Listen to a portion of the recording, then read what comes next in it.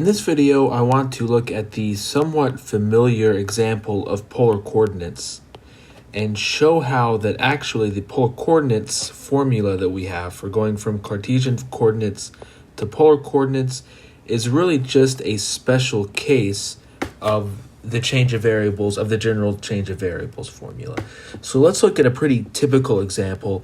So we have in the xy plane a region of integration that is part of an annular region like this. And I'm just going to keep everything very generic. So we'll call the radius of this bottom circle R0. Actually, I want to put that on the inside. We'll call the radius of the bottom circle R0, the radius of the top circle R1, and then this will be theta 0, and this will be theta 1.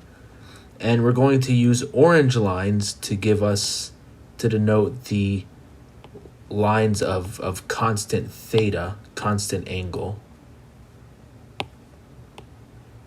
And we're going to let our lines, or our curves, these are going to denote circles of various radii.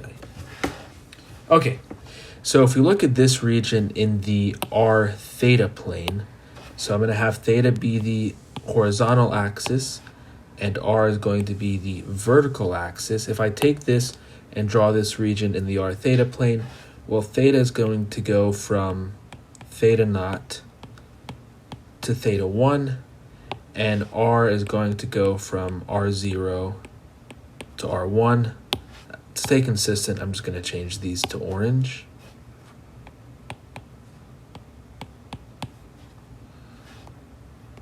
Keep moving this around. Okay, and so this is the region that we're looking at. Ooh, let me do a better job with that.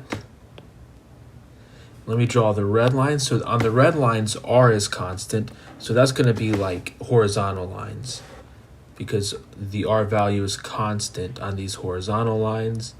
And there's 3 of them, so I'll draw 3 of them here. And the orange line, there are 3 of them as well. That's where theta is constant, so they're going to be vertical lines.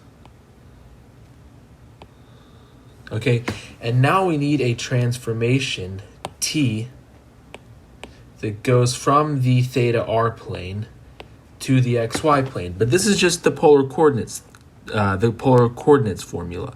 So T of theta r is equal to r cosine theta r sine theta. See, there's an interesting psychological thing here.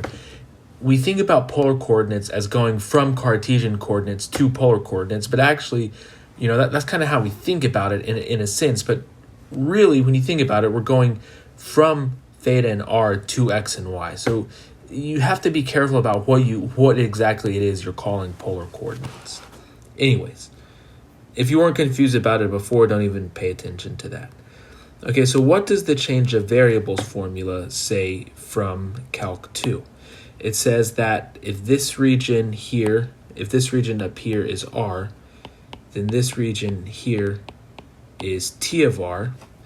And it says that the integral of f, so f is some function that we're integrating, it says that the integral of f over r, f of xy dA, that this is equal to this integral that I have down here,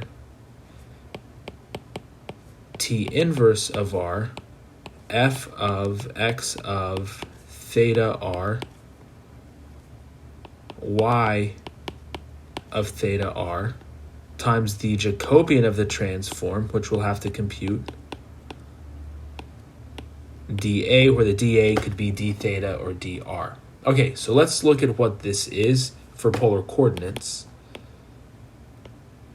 Well, the t inverse of r, we know this is theta going from theta 0 to theta 1, and r going from r0 to r1. So this is theta equals theta 0. Actually, I'm going to put r on the inside. So it doesn't matter for this problem, but I like having r on the inside. R goes from r0 to r1, and then theta goes from theta 0 to theta 1. Then it's going to be f, well, x of theta r, we know that's r cosine theta. Y of theta r, that's r sine theta. Now we need to compute the Jacobian. So this is the determinant. This is the determinant of the derivative. So the derivative is the partial derivative of x with respect to theta, the partial derivative of x with respect to r. This is the partial derivative of y with respect to theta, and this is the partial derivative of y with respect to r. And this, so the derivative of, so x is r cosine theta. So the derivative of x with respect to r, the derivative of x with respect to theta is minus r sine theta. The derivative of x with respect to r is cosine theta. The derivative of y with respect to theta is r cosine theta, and the derivative of y with respect to r is just sine theta. Okay, so let's see, what is this? Minus r sine theta times sine theta minus r cosine squared theta. So this is equal to r minus r, because we end up with minus r sine squared minus r cosine squared. So really, let me, if I'm a little more explicit, we have something like this, and this is just equal to minus r. And then so when we take the absolute values, it's just equal to r, and then we have dr d theta. And this is exactly the polar integral that we came up with. This should be r1. This is exactly the polar integral that the polar integral formula that we came up with when we did polar coordinates. So now you can see that actually polar coordinates is just a specific example of the general change of coordinates. And I think if you understand polar coordinates well, then it's good to understand why this is just a general or a specific version of the general change of variables formula, and then use this